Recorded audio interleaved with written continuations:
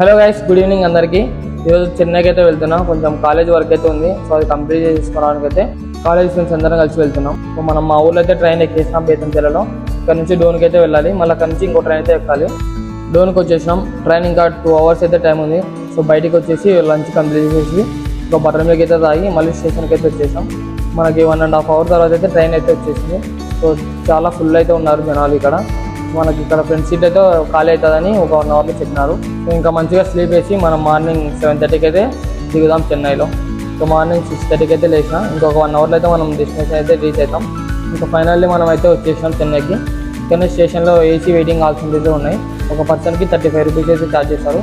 So ఇక్కడ మనం fresh అయ్యి ఇంకా నెక్స్ట్ మనం వర్క్ అయితే కంప్లీట్ చేసుకోవడానికి అయితే వెళ్దాం. స్టేషన్ బయటకి వచ్చేసి ఒక ఆటో తీసుకొని సెంట్రల్కి అయితే వెళ్ళాం. అక్కడ నుంచి మళ్ళీ బస్సులో ఎక్కాలి. ఇక్కడ నుంచి మళ్ళీ ఒక 30 kilometers అయితే వెళ్ళాలి. వేలపంచావాడికి అయితే మేము వెళ్ళాలి.